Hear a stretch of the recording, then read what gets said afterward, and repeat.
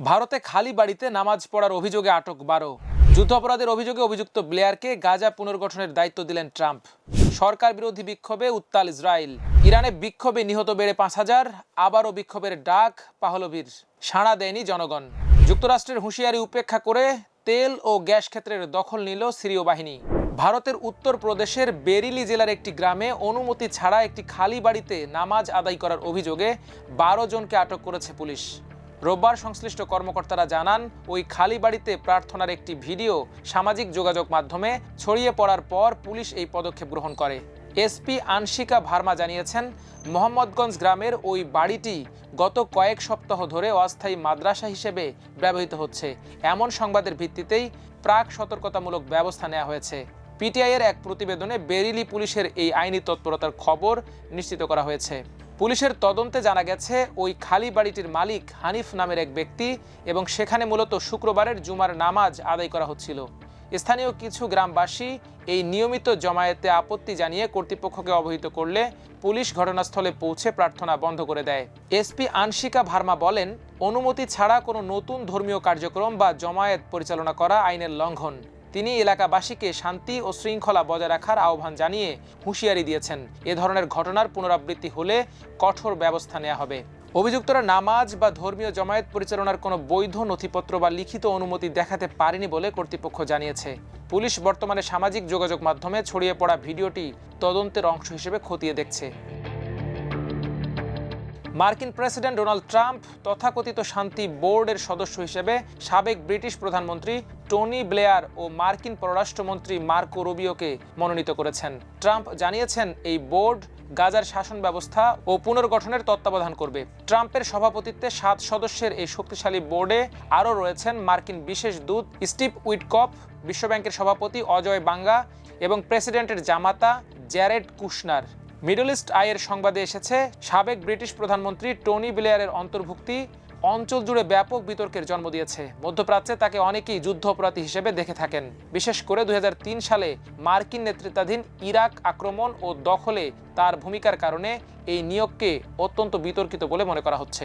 প্রধানমন্ত্রীর পদ থেকে সরে যাওয়ার পর ব্লেয়ার প্রতিষ্ঠিত পরামর্শক সংস্থা টনি ব্লেয়ার ইনস্টিটিউট বা টিবিআই মিশর, সংযুক্ত আরব আমিরাত ও সৌদি আরব সহ বিভিন্ন স্বৈরাচারী সরকারকে পরামর্শ দেওয়ার কারণে তীব্র সমালোচনার মুখে পড়ে। 2014 সালে মিশরের প্রথম গণতান্ত্রিকভাবে নির্বাচিত প্রেসিডেন্ট মোহাম্মদ মুরসিকে ক্ষমতাচ্যুত করার পর ব্লেয়ার দেশটির বর্তমান প্রেসিডেন্ট আবদেল ফাত্তাহ সিসিকে পরামর্শ দিয়েছিলেন বলে বিভিন্ন প্রতিবেদনে দাবি করা হয়। যদিও টিবিআই এসব অভিযোগ অস্বীকার করেছে। এছাড়া টিবিআই অবৈধ ইসরায়েলি বসতির সঙ্গে সম্পৃক্ত এবং একটি আমেরিকান ইসলামোফোবিক নেটওয়ার্কের সঙ্গে যুক্ত এক আর্থিক প্রতারকের কাছ থেকেও অর্থ সংগ্রহ করেছেন বলে অভিযোগ রয়েছে। ব্লেয়ার ইসরায়েলের ইহুদি জাতীয় তহবিল বা জেএনএফ এর যুক্তরাজ্য শাখার সম্মানসূচক পৃষ্ঠপোষক হিসেবেও যুক্ত। এই সংস্থাটি ইসরায়েলের বৃহত্তম মিলিশিয়া হিসেবে পরিচিত একটি গোষ্ঠীকে $1 বিলিয়ন অনুমোদন দেয়া এবং সরকারি মানচিত্র থেকে ফিলিস্তিনকে মুছে ফেলার মতো কর্মকাণ্ডের কারণে ব্যাপক সমালোচিত। বিক্ষোভে উত্তাল হয়ে উঠেছে ইসরায়েল। দেশটিতে হাজার হাজার মানুষ এ বিক্ষোভে অংশ নিয়েছেন। তারা গাজায় নিহত শেষ ইসরায়েলি জিম্মি রান গিভিলির দেহাবশেষ দ্রুত ফিরিয়ে আনার দাবি জানিয়েছেন। একই সঙ্গে ফিলিস্তিনের স্বাধীনতাকামীদের সংগঠন হামাসের নেতৃত্বে 2023 সালের 7 অক্টোবরে হামলার ব্যর্থতা তদন্তে একটি রাষ্ট্রীয় তদন্ত কমিশন গঠনেরও দাবি জানানো হয়েছে। রোববার টাইমস অব ইসরায়েলের এক প্রতিবেদনে সব তথ্য জানানো হয়েছে। গিভিলি পরিবারের নিজ শহর মেইতারে একটি বিদ্যালয়ে এ বিক্ষোভ অনুষ্ঠিত হয়েছে। এ সময় তার বাবা মা এক যৌথ বিবৃতিতে মার্কিন প্রেসিডেন্ট ডোনাল্ড ট্রাম্পের প্রশাসনের সমালোচনা করেন। তাদের অভিযোগ, গাজায় যুদ্ধবিরতির দ্বিতীয় ধাপে অগ্রসর হওয়া ও যুদ্ধোত্তর গাজা ব্যবস্থাপনায় বোর্ড অব পিস গঠনের ঘোষণা দেওয়া হয়েছে, কিন্তু চুক্তির প্রথম ধাপে হামাসের সব জিম্মিকে মুক্তি দেওয়ার কথা ছিল। তেল আবিবের হাবিমা স্কয়ারে সাপ্তাহিক সরকার বিরোধী বিক্ষোভে হাজারো মানুষ জড়ো হন। বিক্ষোভকারীরা 7 অক্টোবরের ঘটনার বিষয়ে রাষ্ট্রীয় তদন্ত কমিশন গঠনে সরকারের অস্বীকৃতির প্রতিবাদ জানান। একই সঙ্গে বিচার ব্যবস্থাকে দুর্বল করার অভিযোগে সরকারের বিচারিক সংস্কার এজেন্ডার বিরুদ্ধেও স্লোগান তোলেন। ইরানে চলমান সরকার বিরোধী বিক্ষোভ ও সহিংসতায় নিহতের সংখ্যা বেড়ে অন্তত 5,000-এ দাঁড়িয়েছে। নিহতদের মধ্যে প্রায় 500 জন নিরাপত্তা বাহিনীর সদস্য বলে জানিয়েছে দেশটির কর্তৃপক্ষ। ইরানের এক সরকারি কর্মকর্তার বরাতে বার্তা সংস্থা রয়টার্সের খবরে এমনটি জানানো হয়েছে। ওই কর্মকর্তা নিরীহ ইরানিদের প্রাণহানির জন্য সন্ত্রাসী ও সশস্ত্র দাঙ্গাবাজদের দায়ী করেন।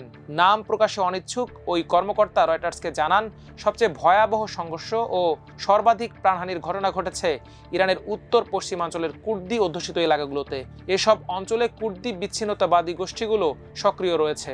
অতীতেও বিভিন্ন অস্থিরতার সময় এসব এলাকায় সহিংসতা সবচেয়ে তীব্র ছিল। তবে এর আগে যুক্তরাষ্ট্রভিত্তিক মানবাধিকার সংগঠন human rights activist news agency বা HRANA শনিবার জানিয়েছে, নিহতের সংখ্যা তাদের হিসাবে ৩,৩০৮ জন। আরও ৪,৩৮২টি মৃত্যুর ঘটনা যাচাই করা হচ্ছে। সংগঠনটি জানিয়েছে ২৪,০০০-এরও বেশি মানুষকে গ্রেপ্তার করা হয়েছে বলে তারা নিশ্চিত হয়েছে। এদিকে ইরানিদের আবারও বিক্ষোভে নামার আহ্বান জানিয়েছেন দেশটির নির্বাসিত যুবরাজ রেজা পাহলভি। তিনি শনিবার থেকে সোমবার পর্যন্ত টানা বিক্ষোভের ডাক দেন, কিন্তু শনিবার সন্ধ্যার পর রাজধানী তেহরান সহ অন্যান্য জায়গায় কোনো বিক্ষোভ হয়নি। সিরিয়ার সরকারি বাহিনী এবং তাদের মিত্র আরব গোষ্ঠীয় যোদ্ধারা দেশটির সবচেয়ে বড় তেল ক্ষেত্র ওমর অয়েল ফিল্ড এবং গুরুত্বপূর্ণ কনক ও গ্যাস ক্ষেত্র দখলে নিয়েছে। রোববার সংশ্লিষ্ট কর্মকর্তা ও নিরাপত্তা সূত্রগুলো নিশ্চিত করেছে, পূর্ব সিরিয়ার দেইর এজর প্রদেশে কুর্দি নেতৃত্বাধীন বাহিনীর বিরুদ্ধে তীব্র লড়াইয়ের পর এই কৌশলগত বিজয় অর্জিত হয়। ইউফ্রেটিস নদীর পূর্ব তীরে অবস্থিত এই খনিগুলো কুর্দি নেতৃত্বাধীন বাহিনীর আয়ের প্রধান উৎস ছিল। আল আরাবিয়ার এক প্রতিবেদনে জানানো হয়েছে, মার্কিন প্রশাসনের পক্ষ থেকে এই অভিযান বন্ধের আহ্বান জানানো হলেও সিরীয় সেনাবাহিনী তা অমান্য করে তাদের অগ্রযাত্রা অব্যাহত রেখেছে। নিরাপত্তা সূত্রগুলোর তথ্য অনুযায়ী ইরাক সীমান্তবর্তী এই তেল সমৃদ্ধ এলাকায় সিরীয় বাহিনীর মিত্র আরব যোদ্ধারা কুর্দি নেতৃত্বাধীন সিরিয়ান ডেমোক্রেটিক ফোর্সেস SDF-কে পরাজিত করে অগ্রসর হয়। সরকারি কর্মকর্তারা দাবি করেছেন, এসব প্রাকৃতিক সম্পদ রাষ্ট্রের অধিকারভুক্ত হলেও কুর্দি মিলিশিয়ারা এতকাল তা অবৈধভাবে ব্যবহার করে আসছিল। এই তেল ও গ্যাস ক্ষেত্রগুলো হাতছাড়া হওয়ায় SDF বড় ধরনের আর্থিক ক্ষতির মুখে পড়েছে। যুক্তরাষ্ট্র সমর্থিত বাহিনীর নিয়ন্ত্রণে থাকা এই আরব সংখ্যাগরিষ্ঠ এলাকাগুলোতে সিরীয় সেনাবাহিনী এখন তাদের পূর্ণ নিয়ন্ত্রণ প্রতিষ্ঠার চেষ্টা চালাচ্ছে। একটি সরকারি সূত্র জানিয়েছে, আরব গোত্রীয় যোদ্ধাদের নেতৃত্বে পরিচালিত এই অভিযানে কুর্দি বাহিনী পরাস্ত হওয়ার ফলে ইউফ্রেটিস নদীর পূর্ব তীরে প্রায় ১৫০ কিলোমিটারেরও বেশি বিস্তৃত এলাকা এখন দামেস্কের নিয়ন্ত্রণে এসেছে।